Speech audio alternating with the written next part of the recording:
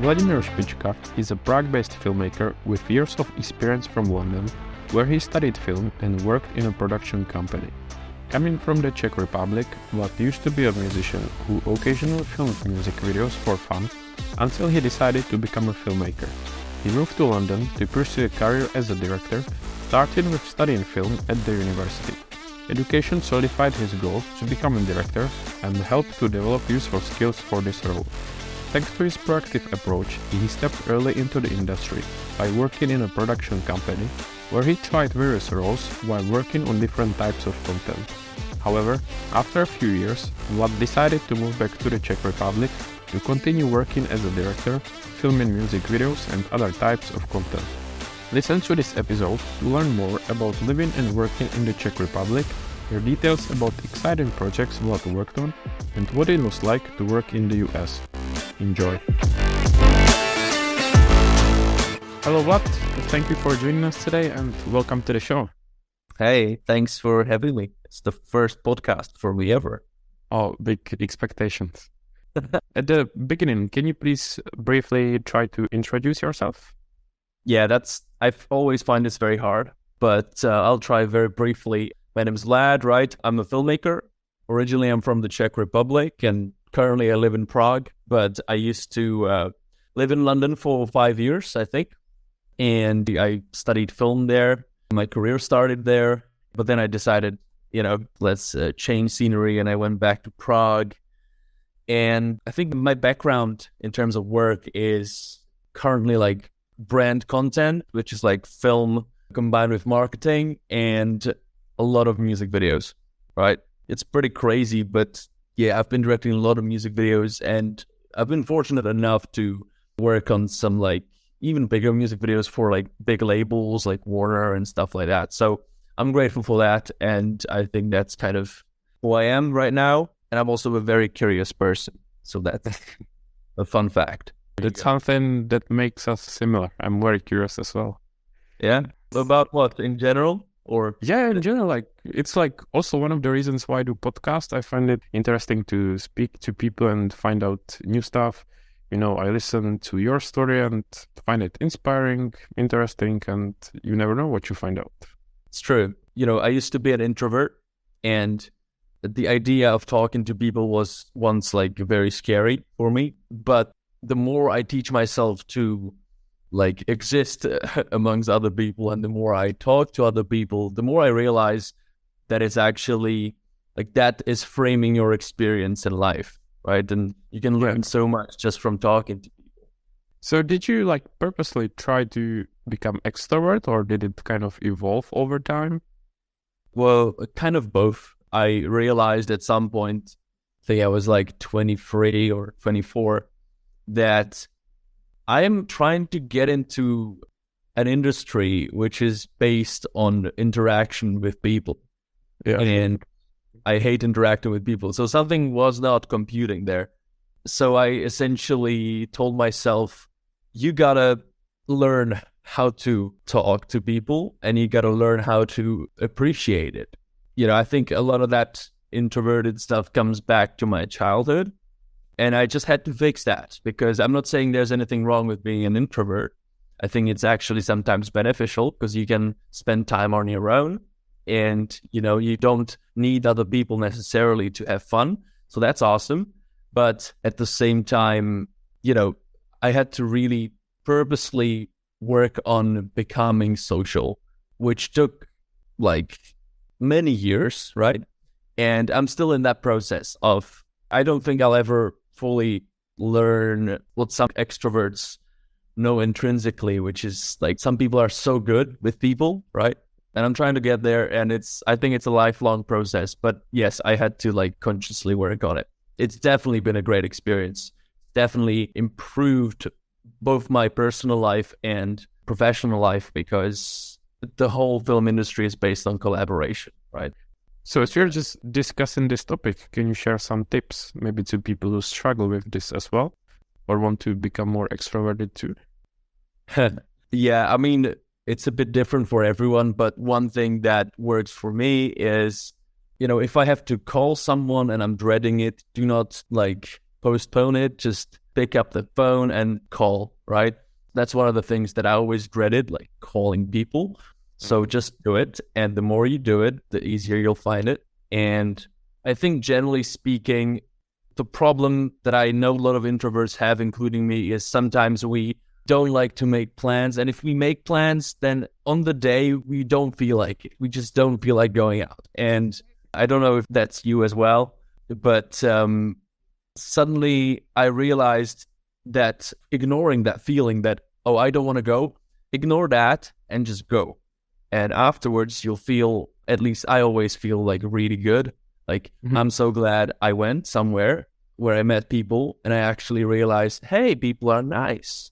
I'd like to do this more. But you have to just push against your gut feeling, I think, which is weird because we're being taught, right? Like, listen to your gut. But in this case, your gut is just trying to shield you from the world, but you need to be part of that world. So, yeah, I feel like I can definitely relate to it. It's like this resistance and also laziness. You are in your comfort zone and you don't really want to go. But then you go and in the end, it's not that bad. And you overcame that feeling that you didn't want to go. And it's kind of easier next time, as more as you practice it, the easier it gets. So it's something I struggle as well with. I think it's probably natural. I would say plenty of people struggle with that. Yeah. But good example. I relate to it, Yeah, I think it's just about like with anything, the more you do it, the better you'll get at it. And I think, people are afraid to be awkward, but maybe what helped me too is realize no one cares. Like we tend to get so self-conscious, right? And we say something and then we're like, oh my God, I shouldn't have said that. But in fact, the other person doesn't even remember it the next day, but we keep repeating it in our head. It's like, oh, I shouldn't have said that. But people don't care. I think I heard that it's called spotlight effect, that something awkward happens to you and you're like, oh, everyone saw it. That was so embarrassing. But maybe someone saw it, but not that many people, and people don't care because everyone, they think of themselves and why would they care about you? So you're like, oh, that's a big deal. They are going to remember, but that's not really true in the end. Exactly. That's right. We all because we think about ourselves first and foremost, usually, right? So exactly the spotlight, like, oh, me. Now I'm talking. Everyone's listening to me. What are they thinking? Wow. Oh my God. But in fact, everyone's thinking about themselves, kind of. So you're absolutely right. Yeah. Yeah. And at the same time, I would say it's also something that everyone or most of the people go through. So there's not reason to stress about it because it's natural. It's normal. And as we said, the more you do it, the easier or the better it gets. So introverts of the world, just do it. Yeah, just do it. Shall I move? Can we start maybe with your beginnings when you moved to London? Have you always been to filmmaking, like since your childhood? It's interesting because I thought for a long time I would be like a musician, like that would be my career. What specifically? Like singer? No. I listen, I wish I could sing. I wish. But I found out that I cannot sing at the age of 15, and I was a little depressed after that for like a year or so. But I was a drummer. Well, I hope I still am. Hope I still got it. And we had a band at high school, and obviously we thought we're gonna make it. We're gonna be famous. We're gonna get all the girls. Just play at the biggest venues, all that stuff. And because I was an introvert, I wanted to do everything ourselves. So I taught myself how to sound engineer.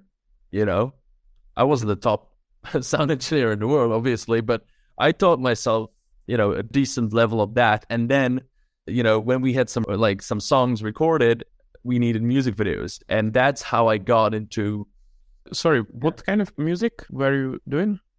I was like rock pop. It's kind of mainstream stuff. Yeah, but we were obviously inspired by Green Day and all that, punk rock stuff. But that's how I got camera in my hand for the first time. And then by the time I was like 18, I realized that I actually like this. The videos were horrible, like awful, but I knew that, okay, I like this. This seems like a lot of fun. And I don't know, I don't think I had like a particular talent at all. I just like doing it. And so I applied for a film school in Prague, which I didn't get into, by the way. I don't blame them. Was it fun? Yes, it was fun. Because isn't it very hard to get there? It's pretty hard because they take about 5 people each year into the class for directors. And there's like 3 rounds of kind of talent examination. And yeah, and I didn't make it, which I'm not surprised by, to be fair. But anyways, then I kind of tried to keep doing what I was doing, just making some videos. And then I went to London because suddenly I had the feeling of I need a change in my life.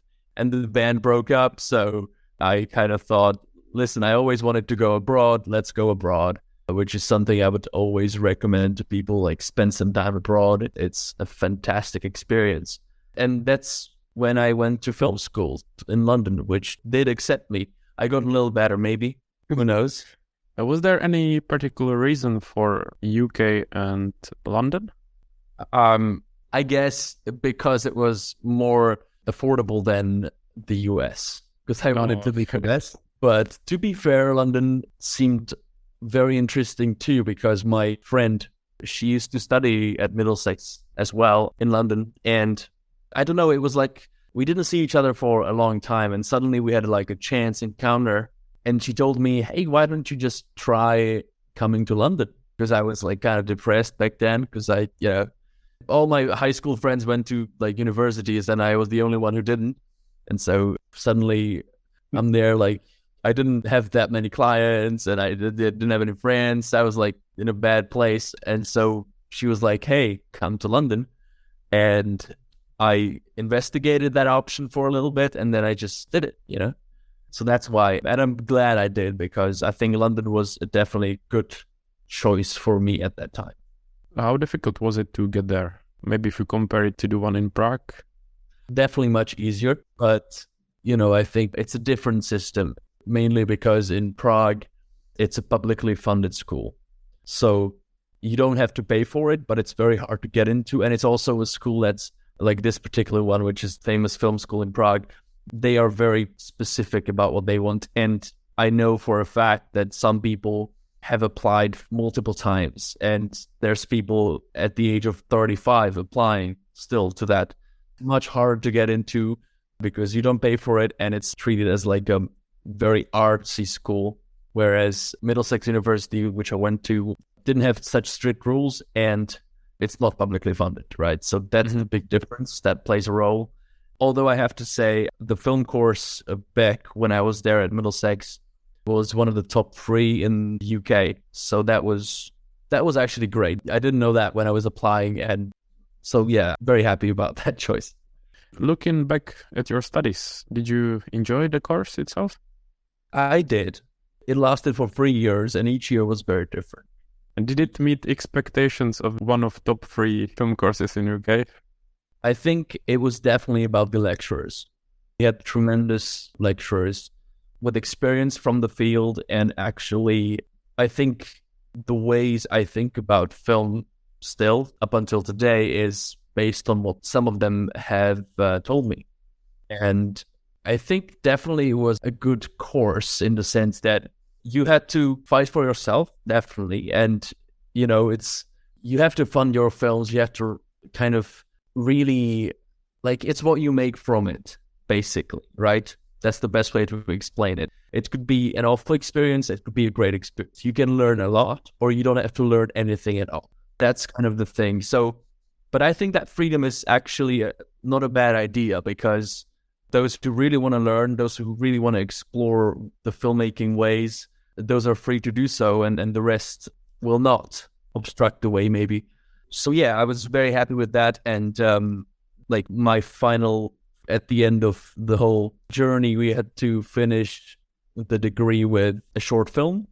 And a couple of them were screened at the British Film Institute. So for me, that was a nice thing to see, actually, something that we created on the big screen in such an iconic place of British cinema. So that was very exciting back then. And I did win like a directing award. Oh, wow. Didn't expect that. Yeah. I don't know. Awards are a funny thing because I don't know if they reflect the real world, but it was definitely a good experience.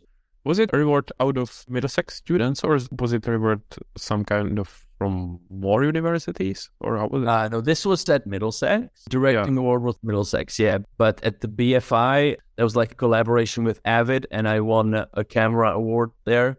Oh, one more award. Ooh. Yeah, you know. But so like, yeah, it felt good, and it was like a gratification, but I don't like think of it as Yeah. When you went to that university, did you already knew that you want to focus on directing? Or did you go without thinking about any specialization and over time you decided for directing? Or how was it? Definitely I wanted to direct. I think maybe it was just my introverted dictator mind thinking I could do everything best. Or isn't it what everyone goes there feeling that Yeah, become directors?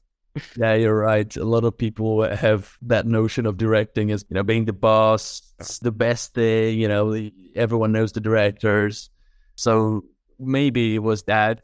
But over the years, I actually discovered that is, in fact, where my strengths lie, more so because of my leadership abilities and the fact that I'm very good at connecting dots, which I think a good director does. It's like an architect, right? So you connect the dots in different departments and the dots in the story, and you have to be able to oversee everything so it makes sense once it's finished. And I have traits that make me good at that. So that's why I think it's a good idea for me to be a director, besides the fact that I love what it entails. Yeah, sounds good. And with your short film in the end, in the third year, did you go to any festivals? Or we did, I think, one in Portugal, in Espinho, but that was with the official screenings of our year. And then I sent it to some festivals, but I think the problem was we were so drained after filming it, and graduating that we didn't put much effort into pushing it out anywhere. So I think it kind of evaporated, as it does often. But I'm still proud of it. I think it's a good thing to watch, but obviously, it's Student film. It's a student film. The thing is, it doesn't feel like it necessarily, but it's like if I was to direct a short film right now, it would look a little bit different too, because there's been some evolution, right? And can you expand a bit? Why was it so draining? Was it, the whole process as a student trying to make a film, or was actually the shoot somehow stressful, didn't work out as you planned, or what were the reasons? Well, it's because... Or was it your producer? It was a lot of factors, because, uni is kind of specific, and it's like a sheltered environment, kind of in a different place than the film industry, but also... there was pressures, right? Everyone wanted to do kind of something a little bit different, and everyone's kind of trying to look out for themselves. And me and my producer, we were co-writing it.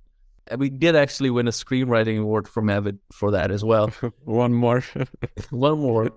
But it was like push and pull situation. And, once you do that for a while, it gets very tiring. And, I think the shoot was very difficult because we shot it in Ireland, in the very west, of Ireland, kind of above Galway. So it was cold, miserable, and it was 10 days of stress, pure stress, because, I was still obviously learning, and I still am learning to this day. And it was a big responsibility, because I also had to prove to some of the crew that what I had in mind was in fact a good idea. Some people thought I had too many shots planned out, as some other people thought this and that. And, I was kind of experiencing it all. It was hard to stay on course. But then, it all paid off during the rough screenings, because, a lot of other films were just train wrecks, and ours was in a pretty good shape early on. So I was very happy about that. But just that pressure kind of... Yeah, it's understandable. A while. Yeah. Why did you shoot so far away in Ireland? Why not? Budget, less stress, easier. Yeah, the thing is, my producer Ben, he lives in London, but his family are Irish, and they had a summer house there, and so that counted as a location. Of course, we had to get there, but listen, I wasn't in charge of the budget. he told me it's gonna be fine. That makes Okay, so I was like, okay. But it's true that the actors did ask me that, because it was kind of like an Irish story with Irish actors set in Ireland, and the actors like asked me, so why are you as a Czech person directing an Irish film? I did not have the answer for that. I was like, why am I? Well, I must say it sounds exciting to go to film just to different country, not to film it in London as most of the people do. And it's kind of different and, challenging, exciting. So why not? Yeah. Well, it was the landscapes too, because, I'm a big believer in that you have to set your stories in an interesting place. It's like, of course, setting it on the streets of London in the present day is the easiest thing you can do. But the problem is your story has to be that much more interesting and that much better directed, because it looks like whatever people see every day. But suddenly, if you put your story in an interesting location, such as, I call it the Irish Savannah, then it really catches your attention and catches the eye, and it immediately injects kind of a whole new level to that story. Like suddenly there's this vibe. It's like Lord of the Rings, right? New Zealand. Like there's something special just in the location. And so that helped tremendously, because it feels cinematic automatically. And definitely also helps with the overall production value, makes the whole film more ambitious, more beautiful, differentiates itself, because I'm not saying that everyone shoots in London, but obviously that's like the most popular option for budget, scheduling and everything. So definitely a good thing, and I guess well done considering all the awards you received. Yeah, but it was a fun project, but yeah, moved on since then. Yeah, I was gonna say, before we move on from the university, are there any tips that you would give to starters at university or people who are studying to take advantage of their studies? Don't spend too much time in your room, as I did. Go out, meet people. And I think I don't want to give a cliche answer, but it's like, have fun. Go for it. It's good. Or like have fun. As a reminder. Yeah, have fun and explore. And I'm not talking just about like booze, but it's the time when you can really like explore your tastes and what you like and what you don't like. And so I think doing as much of that as possible when you don't need to necessarily have a job or, always work, that's just such an invaluable thing. So yeah, good advice. Just a quick one. If you enjoy our podcast, please give us a review on your favorite podcast app, subscribe or share it with your friends. For more information, visit the show notes. Thank you, and back to the show. So I guess we can move from the university topic. How did you actually start planning your way into the industry?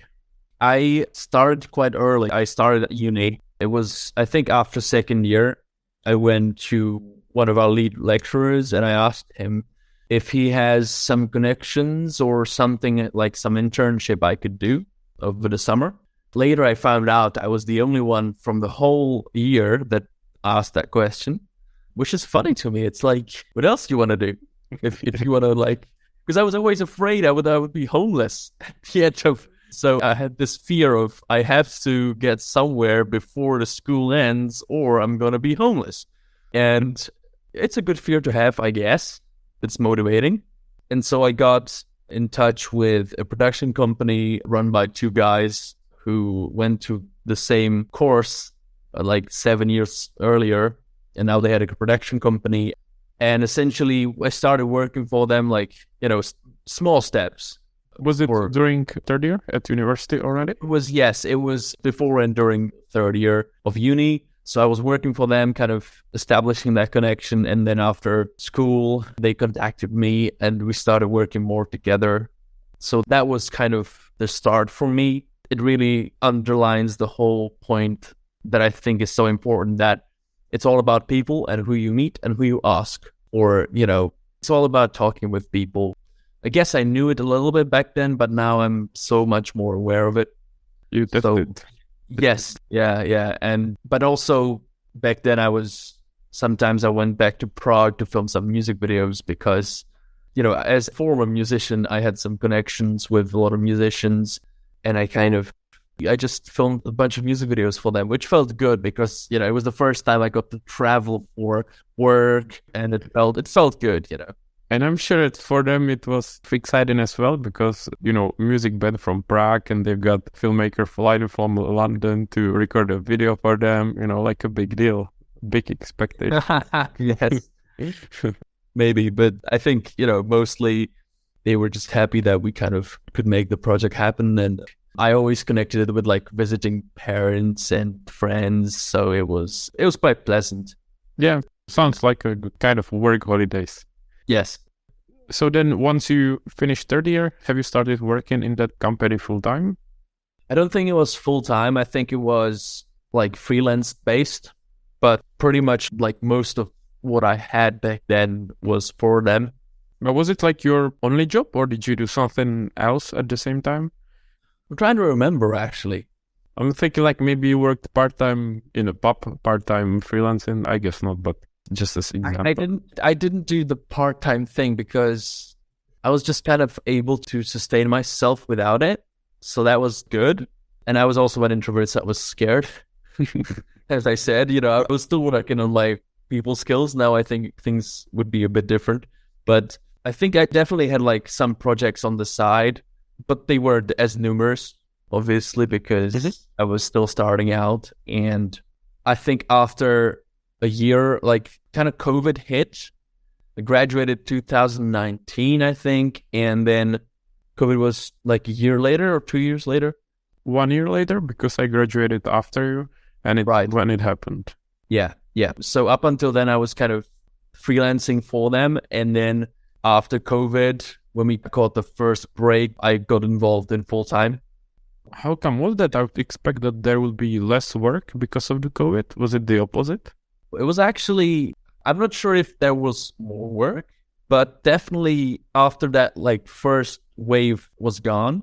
Like the first wave was awful. No one knew anything, right? So the first wave really killed a lot of things. But then soon enough, when people realized this is not just like 1 or 2 months situation, all the companies and all the people who needed videos and marketing and brands, they realized, oh, hello, we have to make marketing. We have to create promotional content because this might last, forever, and people still need to spend their money, right? Yes. So we essentially started filming, I think, right after the first wave kind of went away. And there was actually a lot of work. And it was definitely my busiest time in London after that. Plenty of work, right? Yes. But yeah, I was full-time for a year. And then after that, that's when I decided to go back to Prague. So. And can you say a bit more, what were you doing in that company? Was it directing or recording with camera, editing, or kind of everything? It was everything that needed to be done. But like I would say a big part of it was directing. That's where I learned the most, because up until then, I didn't know that much about startups and marketing. Like I knew marketing in theory, but it's a different breed when it's like applied in practice. So I got a lot of experience from it, and I met I directed a lot of people in front of the camera. Some of them even like CEOs who, have like their entire fortune is bigger than, it's more than me 20 times, right? More than I'll make in the whole life. Exactly. It's like, it's some crazy rich people, and I'm like, okay, now I have to direct this person. And that like dynamic was something that I had to work on and learn how to approach that. And basically then I was doing a lot of editing, some camera work here and there, even some basic animation. So like whatever, because as I said, I'm a curious person and I love every single thing in filmmaking. And so I was always kind of trying to branch out. But yeah, it was a small company, so we were always kind of doing whatever had to be done. But it sounds like that you're fortunate that you wanted to become a director, and then after finishing uni, you actually directed some stuff, which I would say is probably not so common that it happens to someone. I suppose you're definitely correct in the way that, people's plans and then the reality, once they step onto the filmmaking boats, where does the storm take them? Yeah. That's always difficult to predict. But definitely the directing part was fun, but also I didn't imagine myself directing like brand content or like something with marketing, right? Because I thought I would be on a film set. So that's the example of like I was directing, but it wasn't exactly where I wanted to be, but understood at the same time that that's okay because you learn a lot from any experience. And I'm actually very grateful for having that marketing background with brands and people that aren't necessarily always actors. Like we had some actors, but also people who work. And I think that's kind of a challenge to direct. So I appreciate that, and I think definitely I'm happy with the fact that I did not abandon that directing goal. And I'm still kind of staying true to it. And I hope to expand on it. So yes. It's also definitely like a great learning experience. And also the fact that you had the chance to try different areas. Because you never know when you might need something you just learn there. Or, it kind of solidifies your opinion that directing is what you like the most since you tried the others and didn't enjoy it as much. So sounds good. And what are some examples of content that you worked on? Was like AdWords, campaigns, or what kind of content? So it was a lot of different stuff. Some of it was campaigns for startups, especially for when they needed to crowdfund. So raising money, and each time they need to raise money, it's a good idea to have like a crowdfunding campaign with a campaign video that promotes, it explains what they do and then tries to persuade people to invest. And you could obviously do it at home, but a wise idea is to have it made by professionals because it has a certain structure and, it gets very creative and it will be different level. Yeah. So that was a big part of it, helping startups to raise money this way. But then it was some, promotional videos for brands. I remember filming bunnies, like rabbits and bunnies on a table with flowers, crazy colors. That was like some campaign for Easter for some, luxury brand. And then we were filming, what was it? Like there's this company, they make like really interesting purses, basically like a lady's purse. So we were filming videos for that, like brand stuff and like essentially anything that was connected to marketing and promoting a certain brand. Yeah. What was some project that you enjoyed or something that stuck your mind or on the opposite side was challenging? Something you can mention? Interesting. I think actually one time I ended up directing a guy who came up with Lara Croft video game. Mm-hmm. That was the guy who like spearheaded that video game back then, the whole famous franchise. Yeah, like did he created that? Yeah. Wow, interesting. Yeah, it was really funny. We were down in some like city next to the sea. I don't remember which one it was. It was like a 2-hour drive from London. But he was launching some new company or startup or service project. I don't recall and in detail, but suddenly I was directing that guy. So that was a lot of fun. And was it something for another game? I don't think so. It was a little bit less exciting in terms of the gaming community. Something finance, I don't remember. But that was fun. Also, I think the highlight for me was always the locations that we went to, because if you work with companies, you get to some interesting places, so we did go to like some greenhouses where they were, like creating plants, like with some new technology. So all these organic carrots sprouting up, that was one location. Then we drove to Manchester to film dogs. So a bit of traveling as well. Yeah, it was fun. And it sounds also great because at university, it's mostly when you see like student films, white walls in students' apartments. because obviously there's a budget and it's also hard to get for students actually location. So the fact that afterwards you actually were kind of lucky or finally filmed on proper locations, it sounds great. Yes, definitely. It's change of pace and change of location. Also, I remember a beautiful apartment. It was like one of those industrial apartments where you've got this tall ceilings and beautiful big windows, and some photographer lived there, but he also rented it out to be filmed like as a location. It was somewhere down like Canary Wharf or something, maybe like close by. And it was really like the place I wanted to live in, you know? And I saw a couple of those apartments throughout my career at this company and I thought, Jesus, yes, this is what people think of when they want to live in London. Of course, the reality then strikes. Then once you see those apartments, you're like, wow, that's got like 2 floors and the beautiful windows and the colors. And my God.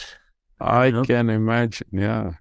Sounds also as a good motivation if you get a chance to go to these places and then you're like, wow, this is what it looks like. Need to work hard for it. Yes. And one day. Work hard. That's how it goes. But also work smart. That is true, yeah. And out of interest, when you went to film to these places, was it also up to you to get a permission or to chance to work there? Or was it someone else from the company? Or was it the client? Or how does it work when it comes to this? Well, in this sense, it works. Basically, depends on the company. So if it's a company's property or they lease the place, then obviously they allow you to film there because it's for their cause, for their own good. But sometimes we would book locations ourselves. I was not in charge of that. We had production people for that, but they would always either choose from, like, I don't know, some list online, you know, like of bookable places, or I don't even know if it was ever, I don't think it was Airbnb. Usually it's like places that are specifically for filming. I was going to say probably not Airbnb. No, that's not a good idea usually. But I remember also one time we were filming for like a high profile, or maybe not high profile, but like a high luxury real estate app. And I got to see what a £5 million apartment looked like in Soho. Wow. And yes, it does look pretty, you know, pretty expensive. So that was like, these kind of things really stuck with me, like seeing places, meeting people, because like I wouldn't have gotten there otherwise. My God, like it had its own elevator. I'm trying to imagine. Your apartment had an elevator, not the building. Yeah. And especially such a location as Soho. It's crazy, you know, central London. Yeah, exactly. So that was a lot of fun. Or I remember we were filming there was some like wide street in London, and they were implementing charging posts. Like you have got lamp posts on the street, and they've got like charging plugs for EVs. I think there was like a first street in London that did that, and we were filming like a video for Siemens, I think it was, their technology. So stuff like that, you know, it was like interesting. Yeah, it sounds like a good memories from that. Yes, I did not think about these memories for a while, so thanks for unlocking them. Bringing you some nostalgia. Yes. Why did you then decide to pursue different career or to live from there? I think London in general was a little bit too much at some point for me, but it was also my fault a little bit because I found it hard to find a circle of friends because... Weren't you already working on your extrovert skills? I was, but it was not only that. You know how London is. You have friends, but then meeting with your friends is an entirely different challenge. Unless you have like a group at work, but you know, at our company, like we were friendly, but everyone had their own life kind of thing. So then if you weren't working, you know, the scheduling with people that you want to meet, it was kind of difficult. And it felt to me like London was too sprawling I love the city for many reasons, but I felt like maybe I need to just come to a more manageable place, I suppose, and maybe some nostalgia from my time in Prague kicked in, and I don't know. Listen, it was just like an emotional decision. Although I gave myself a whole year to decide, do I want to stay? Do I want to go? And I decided to stay. But then one day I woke up and I knew I had to go. Like, it was a weird thing. But like, my point is, once you know something that you want to do it, right? I think your mind just has to like process. It takes some time. Especially sleep on it. Yes. Well, I slept on it many, many nights. And yeah, one day I knew. And I think professionally, I guess I wanted to do something else, because like filming companies is great and marketing and all that. But I also felt like I wanted to get more in touch with, like, again, music videos, and maybe like I built up more connections in Prague somehow than I did in London. But I was in London. That was weird. And I still don't know why. Maybe just, I don't know. Anyways, the point is, it just felt like the right decision. And I'm not regretting. I don't regret it, I want to come back to London just to like visit and see all the places again. But not to live again? Who knows? That is true. I will never say never, because that does not work. We don't know. But it's not like that now you would be like, oh, I miss London, I want to come back. It's not like that. No, I don't regret it. No. I think, especially, listen, just speaking practically, I have a whole apartment for myself, which is unheard of usually. And I guess as someone who's from the same country as you are, it's just for me understandable that you want to stay there. Like for me. I mean, I'm saying that I wouldn't want to be here, but I understand because that's where I grew up. So for me, it's also great and beautiful country. So I'm like, yeah, I get you. Yes. Yeah, also it's actually ice hockey plays a big part too. I love ice hockey. And you play ice hockey? I didn't know. No, I don't play it. I watch it. Oh, okay, yeah, makes sense. You should know, Thomas. No, of course I know. I just wasn't sure why ice hockey. Because here, when you mention ice hockey, people are like, what is that? Exactly. It's a big sport. So like, really, when does someone watch it, I'm like, whoa, okay. Exactly. That's my point. Like, I love that game, and in London, there was no chance to experience it at all, That is a good point. I remember when there is World Championship, I spoke with some people from here, and I think that no one knew that there is like World Championship in ice hockey. Yeah. It's like, come on, guys. And even UK was playing there. And I think maybe we were playing with them, Czech and UK. We were too, yeah, we were. I know, it's sad, because it's sad when people don't even know your sport exists.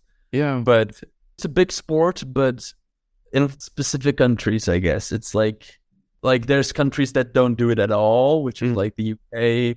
Like, they do it, but like no one knows it, because football, right? But, it will be different if it was sport that would be only, let's say, in our country.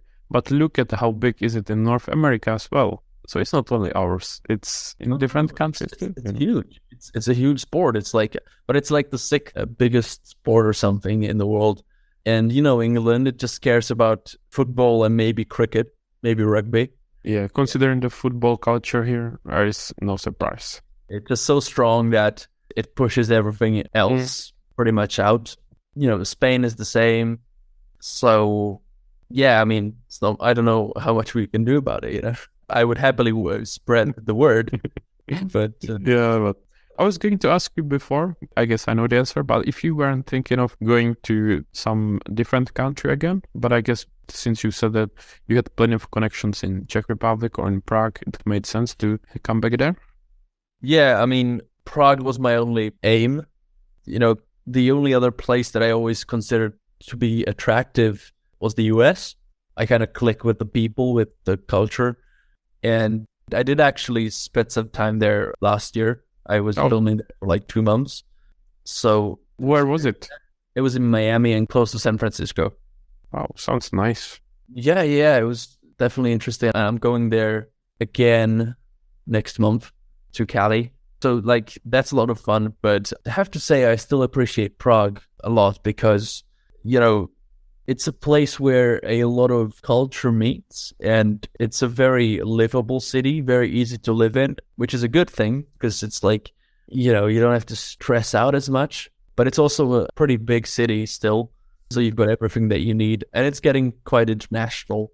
I think I'm actually working on some videos for the city of Prague to promote Prague, actually. So you will have a big impact on how Prague will be perceived in the future. If it gets more tourists or less. I hope so. But, you know, not only tourists, I hope that it gets people from all over the world who come here and make it their home, because I honestly think it's one of the most underrated places currently, at least like in terms of cities. At least we know whom to blame afterwards. No, don't you worry. They will come. And out of curiosity, were you in the US like for holidays or also some work-related stuff? Or both? I was working. I was filming. Really? For a startup, for a company. And it's called Navisio Homes. And they make like these futuristic houseboats that some houseboats cannot like cruise on their own. But these houseboats actually can cruise. They have like engines. So I was filming like promotional lifestyle content for them, which was a lot of fun. And I got to explore Miami, which was interesting, although I have not explored it to its like fullest, but it was a lot of fun. And how did you find Miami? Is it like in films, beautiful beaches, palms, the weather? Dude, it's a crazy place. It's like Grand Theft Auto. People drive like crazy and like they don't indicate. So, you know, I spoke to a guy, he was like 60 years old, like a Canadian guy. He sat next to me in a cafe and he just like, that's the culture. They just start talking to you. Like maybe they overhear you on the phone and they ask a question. So I was talking to one of my friends and then he asked me a question, you know, related to the call. And I was like, okay, yeah, let's talk. It's fine. Let's talk. Let's explore this. And we talked and he was like, you know, I lived here for 20 years now. I'm originally from like, I don't know, Toronto, wherever. And every single day that I drive here, I think it's my last day. Oh, that's what he said. Yeah, that's what he said. I'm like, yes, I can feel you. You never know. You have to always like watch out. So that was an interesting experience. Although I did love the, you know, it's got like the huge lanes, like 4 lanes in one direction, the huge highways. It is such an overwhelming experience, especially coming from Europe where you have like half a lane, maybe. Yeah. And so suddenly it was like overwhelming and I really felt like this is the American way. Then I realized that you cannot really walk anywhere much because it's like not distances and it's not made for pedestrians usually. Oh, okay. You're out. So the car culture is very strong there. But in general, like it's a tropical place, warm, and it's full of influencers and girls shaking their booty on yachts. Yeah. There's a lot of money, I guess, right? Yeah, that's actually where I understood the real meaning of luxury and wealth. Because, you know, like we think when someone has a Bugatti or Rolls Royce, we think, oh yeah, he's rich. But then I saw like the same Rolls Royce, just like an accessory to the boat. It was covered in like plastic sheets because the person just has it there and maybe uses it a couple times a year.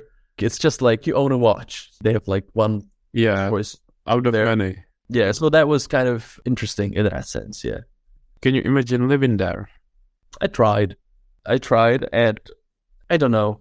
It has its charms, definitely. And I was always adamant about trying to live there or in the US in general. But I don't know. Maybe if I tried it, it would work. Who knows? It's always about the people, right? If you are there working on something and you meet people every day and you have a group of people that you interact with, and it's so much easier. But I don't know. I would find it difficult to come to a place that I don't know at all, where I don't know anyone, and suddenly like starting from ground zero. Yeah. You know, I've done that a couple times in my life and it kind of gets tiring, right? No, it's understandable. It's much easier to start, and it's not so overwhelming. You don't feel lost if you're not on your own. So something I can also relate to and understand you. Right. Yeah. But there's a lot of good things about the US. Europeans versus the US, we sometimes have like arguments. We are better, they are better, guns, this, that. Oh, yeah. I think it's like in any place in the world, there's any kind of type of person. Mm-hmm. And you just got to find your people. That's it. It doesn't matter where. I was also going to ask you about California, but we've got 3 minutes left. So, as I said before, and to respect your time, I would suggest to finish for today and to do second part if you are up for it, because it will be too close. And there is still plenty of stuff to discuss. I know we didn't discuss your music career and after moving to Czech Republic, so I'm sure there will be plenty of stuff to discuss in the second part. All right, sounds good. So thank you, Vlad. Thank you for joining us, and I will be looking for part 2. All right. Thank you very much, Thomas, for inviting me. Thanks. My pleasure. Thank you for listening to Produced By. Subscribe to our podcast on your favorite podcast app, leave a review, or send us your feedback. For more information about the host, links from the episode, and ways to connect with us, visit the show notes. If you know someone who would be an ideal guest for our podcast, please get in touch. Thank you and see you soon.